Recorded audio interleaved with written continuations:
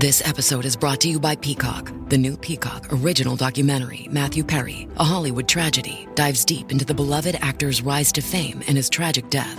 5 people, including Perry's personal assistant, 2 medical doctors, and an alleged Hollywood drug dealer known as the Ketamine Queen, were charged with conspiracy to illegally provide Perry with the ketamine. Explore the details of the case in this heartbreaking special, streaming now only on Peacock. Pepcid Complete knows that food is one of the best parts of game day. That is, until heartburn strikes. Thankfully, just 1 chewable tablet of Pepcid Complete provides dual-action heartburn relief with an antacid that starts working instantly and an acid reducer that lasts all day. So you can stay focused on that second helping of chili without worrying about heartburn. All day based on 8-hour symptom relief studies during the day. Use product only as directed. agenciadepodcast.com.br.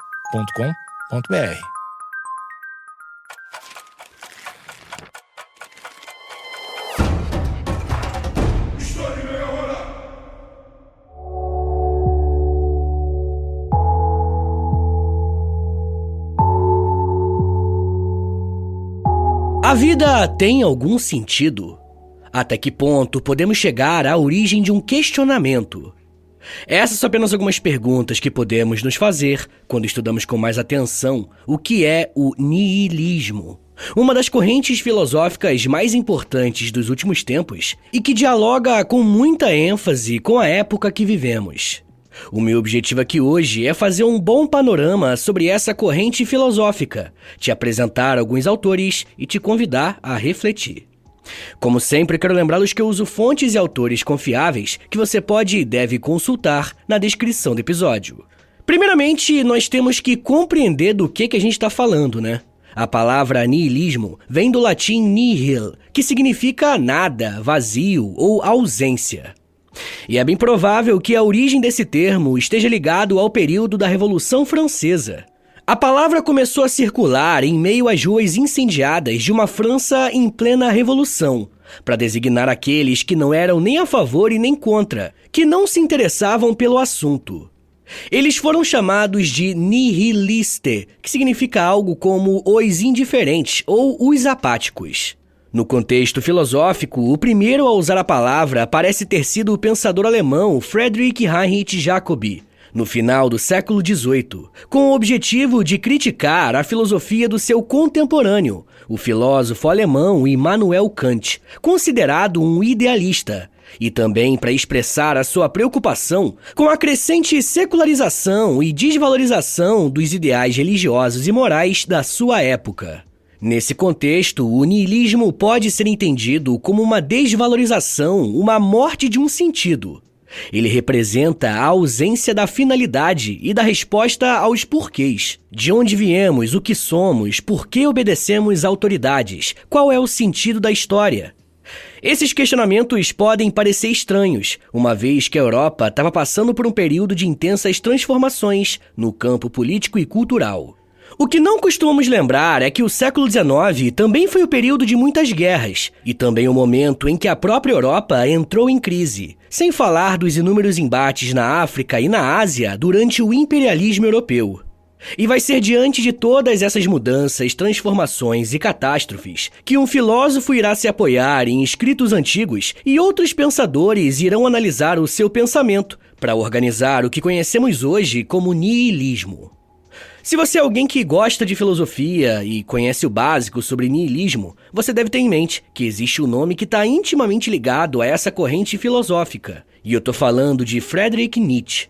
O ponto é que ele se debruçou sobre o niilismo, mas foram outros filósofos que, a partir da obra do Nietzsche, organizaram melhor alguns esquemas e definições mais elaboradas e que usamos até hoje.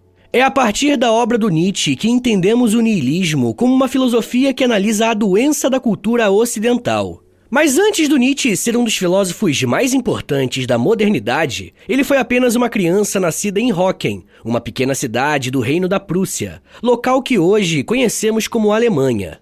Ele nasceu no dia 15 de outubro de 1844. Nietzsche nasceu em uma família tradicionalmente luterana. Tanto seus pais quanto os seus avós seguiam o protestantismo com muita convicção. de forma que tanto seu avô paterno quanto o avô materno eram pastores. Nascer dentro de uma família religiosa como essa fez com que o Nietzsche também desejasse seguir uma vida religiosa desde pequeno. O primeiro contato que o Nietzsche teve com a filosofia foi dentro do campo da filologia, que é a área de estudo que se dedica a estudar a estrutura das línguas clássicas. Com isso, ele decidiu focar em compreender a língua grega clássica. E quem aí é estudante ou professor de outras línguas, além do português, sabe que quando estamos estudando um determinado idioma, é quase uma consequência estudarmos também a sociedade que uma determinada língua fala. E foi exatamente isso que aconteceu com Nietzsche. Ao estudar a filologia grega, ele passou a se debruçar sobre a cultura grega antiga, tendo como principal foco as tragédias gregas. E eu não sei o quanto você está familiarizado com esse termo, mas quando falamos em tragédias gregas, a gente não está falando de acidentes ou catástrofes naturais que aconteceram com eles, mas sim de histórias que os gregos criaram para os seus teatros ou livros que contavam dramas humanos e constantemente retratavam as aventuras de personagens heróicos e nobres. O que Nietzsche passou a fazer foi estudar esses textos buscando entender aquilo que eles queriam dizer. Quais eram os símbolos valorizados e quais eram os modelos que eram criados para que os ouvintes ou leitores pudessem se identificar. Além de estudar a filologia por bastante tempo, Nietzsche se dedicou ao estudo da teologia protestante, mas não para se tornar um religioso ou algo assim. O foco dele era compreender o que era essa moral cristã tão importante e relevante naquele momento da história. Nietzsche se dedicou a essas duas áreas de estudo na década de 1860, até que em 1868, aos 24 anos apenas, ele foi convidado para se tornar um professor de filologia clássica na Universidade da Basileia, um importante centro de estudos do período. A carreira de Nietzsche na universidade estava sendo muito promissora, mesmo sendo tão jovem. Uma das coisas que ele fez para compensar a sua juventude foi se aproximar de mestres e autores que o guiaram por boa parte da sua vida. Uma dessas pessoas foi Friedrich Wilhelm Ritschl, um professor de filologia que foi essencial para a trajetória do Nietzsche e, para além disso, serviu também como uma figura paterna para o jovem, que havia perdido o seu pai quando ainda era bem novinho, tendo sido criado pela sua mãe e irmã. Além desse contato bem próximo com o seu mestre, o Nietzsche foi bastante influenciado pela filosofia de Arthur Schopenhauer, um importante pensador alemão do século XIX. Schopenhauer é importante para esse episódio porque, para muitos historiadores, ele é considerado o primeiro filósofo nihilista. Uma das suas grandes contribuições para a filosofia foi trabalhar com a ideia que ficou popularmente conhecida como pessimismo filosófico.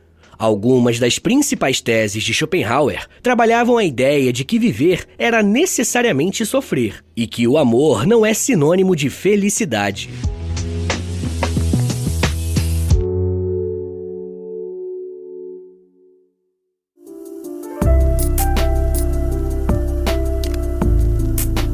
Como eu disse, a filosofia do Schopenhauer é caracterizada pela busca da compreensão do sentido da existência humana, em meio ao sofrimento e à angústia. Nesse contexto, o filósofo alemão apresenta uma crítica firme à racionalidade ocidental e à ideia de progresso ilimitado, defendendo que o ser humano é essencialmente um ser insatisfeito e infeliz. A partir dessa perspectiva pessimista, Schopenhauer desenvolve uma reflexão sobre a condição humana, que pode ser entendida como uma forma de niilismo, ou seja, uma negação do sentido e da razão de ser da vida. Dentro da obra de Schopenhauer, fica claro que o ser humano é marcado por um vazio existencial, que passa a tentar preencher essa lacuna. Schopenhauer afirma que a vida se materializa em um pêndulo, em que de um lado possuímos o sofrimento e do outro o tédio. O sofrimento por querer ter algo que não temos, e o tédio por finalmente conseguir aquilo que queremos e então nos sentirmos vazios. Será a partir dessa linha filosófica que o Nietzsche será influenciado nos primeiros anos de sua carreira. Em 1871, Nietzsche escreve O Nascimento da Tragédia no Espírito da Música. Nessa primeira publicação, o filósofo alemão faz uma dedicatória ao seu amigo Wagner, a quem acredita boa parte da inspiração para o trabalho. Vai ser nesse livro que o Nietzsche vai trabalhar uma das suas primeiras teses que ele vai desenvolver ao longo da vida. Como Nietzsche estudou muito tempo a tragédia grega, ele conseguiu observar alguns padrões não só nas histórias criadas, mas também nos próprios seres humanos da época. Para ele, isso refletia algo que o próprio ser humano tinha. Para Nietzsche, existem duas forças que comandam todo o ser humano, a força apolínea e a força dionisíaca. Os dois nomes se referem às duas divindades gregas, Apolo e Dionísio. Apolo está ligado à ideia do equilíbrio e da razão, enquanto Dionísio, que é o deus do vinho, tem uma ligação muito forte com uma inspiração criativa, uma força de vida. Essas duas forças, de acordo com Nietzsche, existem e são essenciais para a vida humana. Mas como nesse livro ele analisa as artes, mais precisamente a música, ele aponta como essas duas forças são extremamente necessárias para a criação. Mas tem um problema. Nietzsche vai dizer que essa força passou a ser reprimida com o surgimento da filosofia de Sócrates, que dava uma ênfase muito grande à razão. Quem resume muito bem o que o Nietzsche quis dizer com essa crítica a Sócrates foi o escritor Giovanni Reale, ao dizer que, abre aspas, surgiu Sócrates, com sua louca presunção de dominar a vida com a razão. Estamos em plena decadência. Sócrates e Platão, sintomas de decadência, os instrumentos da dissolução grega, os pseudo-gregos. Fecha aspas. Na parte final da citação, foi o próprio Nietzsche se referindo aos filósofos gregos. Só nesse pequeno trecho dá para perceber como que o Nietzsche é alguém que não mede palavras para dizer o que pensa, e como ele também faz essa crítica porque, para ele, essa elevação da razão impede que a vida seja vivida. Citando mais uma vez Giovanni Reale, abre aspas, a racionalidade a todo custo é uma doença. Fecha aspas. E nesse momento eu imagino que a sua cabeça tenha ficado um pouco confusa, né? Como assim um filósofo critica a razão?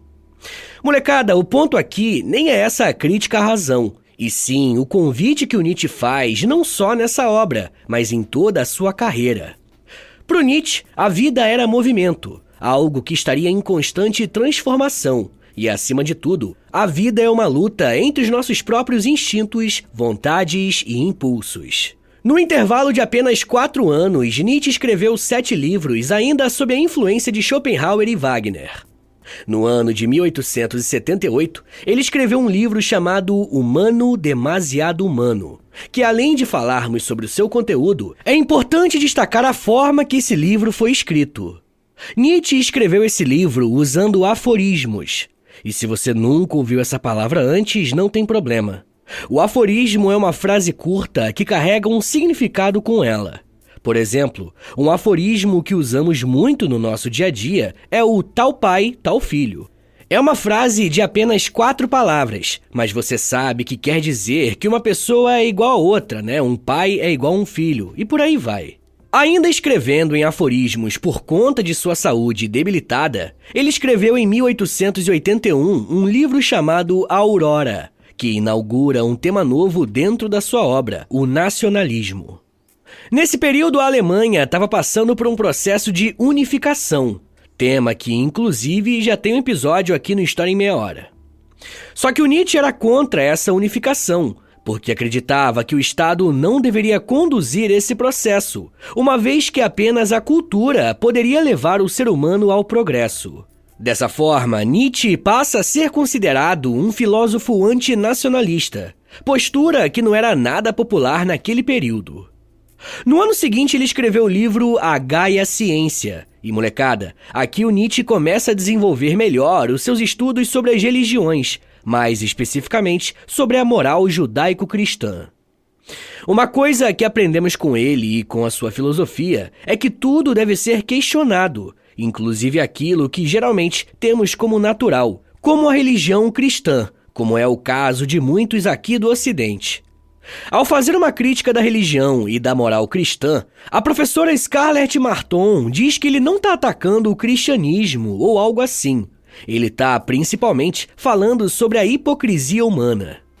Para Nietzsche, quando uma pessoa está fazendo uma boa ação, essa ação nunca é genuinamente boa e desprendida de interesses. É pelo contrário. No fundo, nós queremos algo, seja agradar alguém, seja ter a consciência tranquila ou algo do tipo. Nietzsche encarava a religiosidade como algo que era ruim e ao mesmo tempo bom, porque dava um senso de propósito para as pessoas. É como se alguém estivesse muito doente e precisasse de um remédio forte para sobreviver.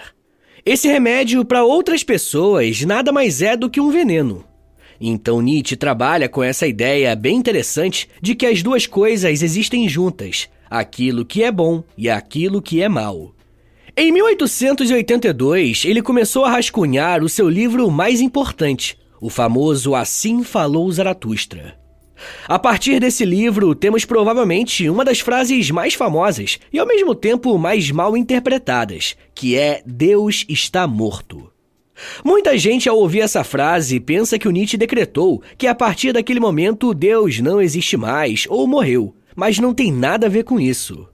Nietzsche vai dizer que a crença em um Deus ou em alguma coisa sempre foi algo fundamental para diversas sociedades. Só que na modernidade, o período que ele vivia, que era repleta de transformações industriais, com o nascimento de novos países e impérios, era uma sociedade que não precisava mais da religião para estipular quais seriam os seus parâmetros, suas regras morais e coisas assim. E é nesse sentido que ele diz Deus está morto, porque a modernidade não precisa mais dele. Só que isso vem acompanhado de um dilema. O que a gente faz agora? Se não existe um Deus, o que guia as minhas vontades e os meus desejos? O que eu vou fazer? Por que eu vou levantar da cama? É a partir dessas reflexões que ele cria o conceito de super-homem, que basicamente é a ideia de que o ser humano agora precisa criar algo para se colocar no lugar de Deus, para dar sentido à sua existência. O ser humano seria esse ser que fica depois do homem, conseguindo ultrapassar o nosso instinto animal para a gente conseguir produzir a nossa própria moral. Entre os anos de 1886 a 89, Nietzsche vai desenvolver os seus estudos sobre a moralidade, escrevendo livros importantes como O Anticristo, Crepúsculo dos Ídolos e Além do Bem e do Mal. Porém, será nesse mesmo período que os problemas de saúde do Nietzsche vão ficar bem complicados. Enquanto ele escrevia esses últimos livros que eu citei, o filósofo precisava lidar com problemas de dor de cabeça associado a uma espécie de colapso mental, que muitos afirmam ser um princípio de sua loucura. A obra de Friedrich Nietzsche pode ser considerada uma boa análise do niilismo, e eu quero mostrar quais foram as classificações que ele usou para facilitar o nosso entendimento. Mas me dá um minutinho aí, tá, gente, que daqui a pouco a gente volta e eu falo um pouco mais sobre filosofia, moral, religião, Deus, Rússia e irmãos. Segura aí, que é um minutinho só.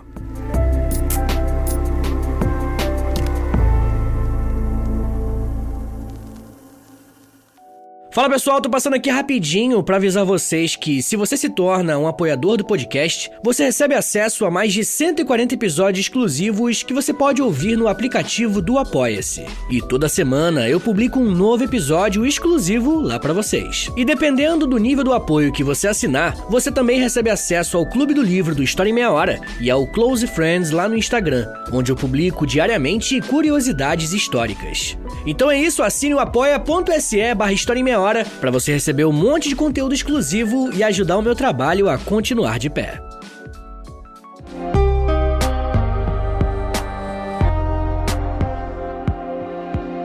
Abre aspas. O que eu narro é a história dos próximos 2 séculos. Descrevo aquilo que vem, a ascensão do niilismo. Posso descrevê-lo porque aqui se passa algo necessário. Os sinais disso estão por toda parte. Faltam apenas os olhos para tais sinais. Aqui não louvo nem censuro que ela venha. Creio numa das maiores crises, num instante da mais profunda autorreflexão do homem. Fecha aspas. As palavras que você acabou de ouvir fazem parte de um livro escrito em 1887 chamado Fragmentos Póstumos. Segundo as anotações do Nietzsche, o niilismo é, primeiramente, a consciência do vazio vivido pela modernidade. O niilismo não é uma doutrina que defende a falta de sentido, Antes, é a constatação de que os valores mais elevados da história humana foram desvalorizados.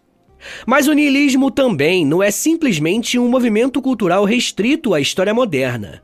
Para Nietzsche, o processo de desvalorização dos valores é a marca mais profunda da evolução histórica do pensamento europeu, que é, assim, a história de uma decadência.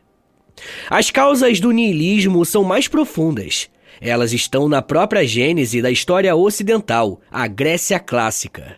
Nietzsche localiza na metafísica platônica o ato fundador do processo histórico do niilismo. Beleza, mas o que é essa metafísica platônica? Para Nietzsche, o platonismo representa a visão filosófica que separa o mundo em duas realidades: o mundo sensível, aquele que percebemos com nossos sentidos, e o mundo das ideias, uma realidade superior, imutável e eterna. Platão acreditava que o mundo sensível era apenas uma cópia imperfeita das ideias, ou formas perfeitas, que estariam em uma dimensão metafísica.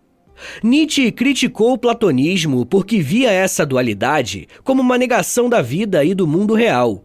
Ele argumentava que o platonismo desvalorizava a existência, ao colocar um mundo verdadeiro e inatingível acima da realidade vivida. Para Nietzsche, essa divisão entre o mundo perfeito e imutável e o mundo material gerava uma rejeição da vida como ela é, alimentando a crença em valores absolutos e transcendentes que, para ele, eram ilusões prejudiciais. Segundo Nietzsche, além da metafísica platônica, a religião cristã, com a sua interpretação do mundo, teve papel crucial na história do niilismo. Para Nietzsche, o cristianismo foi quem consolidou definitivamente o processo de desvalorização do mundo. O cristianismo é, basicamente, o platonismo para o povo. Para Nietzsche, o cristianismo é o movimento que teve poder histórico e cultural de realizar de modo sistemático e universalista o processo de negação do mundo. Ou seja, fazer com que as pessoas deixassem de viver essa realidade preocupadas com a vida em um outro plano, no caso, em um outro plano espiritual. Diante da obra e do pensamento de Friedrich Nietzsche, um pensador chamado Gilles Deleuze esquematizou o niilismo de Nietzsche em 4 tópicos, ou até 4 formas de niilismo. Primeiro é o niilismo negativo, e aqui nega-se o mundo em nome de outros valores. É uma referência à concepção cristã de mundo, que acredita na vida após a morte. Para Nietzsche, os cristãos deixavam de viver pertencendo a essa realidade, aguardando o juízo final ou a vida após morte. Então, o niilismo negativo é o abandono de algumas práticas para abraçar algo que se acredita em outro plano, seja ele religioso ou não. Mas o ponto principal é que tem a ideia de negação de alguma coisa. O segundo tipo de niilismo é o niilismo reativo. Ele se refere à vida em um mundo imperfeito, que não deveria ser como realmente é. É um mundo que deveria ser diferente. É um mundo onde Deus está morto, e por isso o ser humano reage a esse mundo. O terceiro tipo de niilismo se chama niilismo passivo. Aqui, o niilista aceita a morte de Deus e não vê outra saída para a própria morte, vivendo em um mundo imperfeito, injusto e desigual, esperando o seu fim. O quarto tipo de niilismo se chama niilismo ativo. Ele se trata da superação desse mundo imperfeito. Aqui o niilista luta contra os valores estabelecidos pela sociedade, tentando criar algo novo. O texto Assim Falou Zaratustra entra exatamente nesse tópico. Molecada, compreender o niilismo ativo é muito importante porque mostra para nós que não estamos diante de uma filosofia fatalista ou derrotista. É, na verdade, o contrário. Para além de Nietzsche, existem outros pensadores que podemos classificar como pertencentes ao niilismo. Como já falamos mais cedo, Arthur Schopenhauer é considerado o pai do niilismo por conta do seu pessimismo radical e por rejeitar certos valores tradicionais.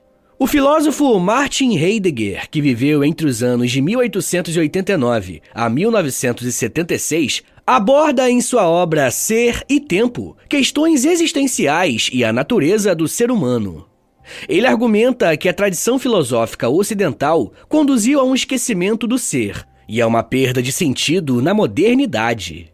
Embora Heidegger não se identificasse como nihilista, as suas críticas à tradição filosófica podem ser interpretadas como alinhadas a algumas ideias dessa corrente filosófica. Albert Camus, que viveu entre os anos de 1913 a 1960, era um escritor e filósofo existencialista que abordou o absurdo da existência humana em sua obra O Mito de Sísifo. Ele explorou a ideia de que a vida é intrinsecamente absurda e que a busca de significado é uma luta inútil. Embora nem todos concordem em categorizá-lo como nihilista, as suas ideias têm algumas afinidades com certas características nihilistas. Já Jean-Paul Sartre, que praticamente foi um contemporâneo que viveu entre 1905 a 1980, argumentou que a existência precede a essência e que os indivíduos são livres para criarem os seus próprios significados na ausência de uma essência pré-definida. Mesmo que as suas ideias possam ser mais positivas em relação à liberdade individual, alguns aspectos de sua filosofia podem ser interpretados como alinhados ao nihilismo. Agora presta atenção que isso aqui é muito importante. Vocês notaram que quase todos esses filósofos têm uma coisa em comum? Eles viveram o período do entre-guerras, entre a Primeira e a Segunda Guerra Mundial. Eles viram com seus próprios olhos os horrores da Primeira Guerra Mundial e viram a ascensão do nazismo e fascismo pelo mundo. Fora da Europa Ocidental, mas também em um período de crise, uma outra região vivenciou o surgimento de um movimento nihilista, só que focado na literatura. O nihilismo russo se desenvolveu durante o reinado do czar Alexandre II, na década de 1880. Mas a sua origem pode ser datada desde os anos de 1860. A perda da Guerra da Crimeia, a abertura do regime ao exterior e as relativas liberdades concedidas pelo czar propiciaram um ambiente adequado para o desenvolvimento dessa nova subcultura. Nesse sentido, os nihilistas são considerados uma consequência direta do ocidentalismo russo. O autor Ivan Turgenev é frequentemente associado ao nihilismo literário russo, por meio de sua obra Pais e Filhos, de 1862, onde retrata o conflito geracional entre os conservadores, representados pelos pais, e os nihilistas, representados pelos filhos. Os personagens nihilistas da obra rejeitam tradições, religião e as instituições sociais, buscando uma vida baseada na razão e na liberdade individual. Por sua vez, Fyodor Dostoiévski explorou o nihilismo moral e existencial de maneira mais profunda e complexa em várias de suas obras. A sua célebre frase, "Se Deus não existe, tudo é permitido", pode ser encontrada no livro Os Irmãos Karamazov, e expressa a visão sobre a moralidade e a existência do personagem Ivan Karamazov. Essa declaração sugere que, na ausência de Deus e de uma base transcendental para a moralidade, não há limites éticos fixos e as ações humanas são desprovidas de restrições morais absolutas. Por isso, tudo se torna permitido na medida em que não há uma autoridade divina para ditar o que é certo ou errado. No seu livro Crime e Castigo, de 1866, por exemplo, o protagonista Raskolnikov é um personagem que encarna elementos nihilistas ao rejeitar as normas morais convencionais e buscar um novo código ético baseado em suas próprias ideias. Dostoiévski estava preocupado com as consequências sociais e psicológicas do nihilismo, explorando as ramificações do pensamento nihilista em sua obra. O nihilismo foi um movimento cultural que influenciou a juventude aristocrática russa na segunda metade do século XIX. A maioria dos seus adeptos era a favor de reformas democráticas e da abolição da servidão na Rússia, razões pelas quais, em seguida, foram perseguidos. Pessoal, eu vou recomendar 3 episódios aqui do podcast, que você pode procurar aí no feed do História em Meia Hora, e eles vão servir de complemento para esse episódio que você acabou de ouvir, beleza? O primeiro episódio se chama Nietzsche, o segundo se chama Aristóteles e o terceiro se chama História da Rússia. Agora bora fazer aquele resumão de 1 minutinho para você relembrar o que você aprendeu hoje. Vamos lá! Quando falamos na história do nihilismo, estamos falando de uma corrente filosófica que sustenta a ausência de significado das coisas. A palavra deriva do latim nihil, que significa nada, refletindo a visão de que não existem verdades absolutas, objetivos morais ou sentido universal na existência humana. Essa ideia ganhou destaque no século XIX com Friedrich Nietzsche, especialmente com a frase "Deus está morto", que simboliza o colapso das crenças religiosas e dos valores tradicionais. O niilismo possui diversas formas, como o niilismo existencial, que afirma que a vida não tem propósito, e o niilismo moral, que nega a existência de valores éticos objetivos.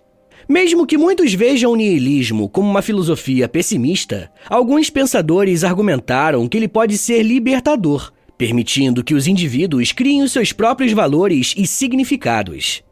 Em resposta ao niilismo, surgiram movimentos filosóficos como o existencialismo e o absurdismo, que oferecem alternativas ao vazio existencial. Mas isso já é um papo para uma outra meia hora. Building a portfolio with Fidelity Basket Portfolios is kind of like making a sandwich. It's as simple as picking your stocks and ETFs, sort of like your meats and other toppings, and managing it as one big juicy investment. Now that's pretty good. Learn more at fidelity.com/baskets. Investing involves risk, including risk of loss. Fidelity Brokerage Services, LLC. Member NYSE SIPC. This episode is brought to you by Coffee Mate. After watching this season of the HBO's original series, The White Lotus, this is the tropical getaway I needed. One more pina colada, please. Hey, you're not on mute. Oh, I thought I was in paradise. Turns out, it was my Coffee Mate. Coffee Mate Pina Colada and Thai Iced Coffee Flavored Creamers. Inspired by the newest season of HBO's original series, The White Lotus. For the love of coffee. Try now.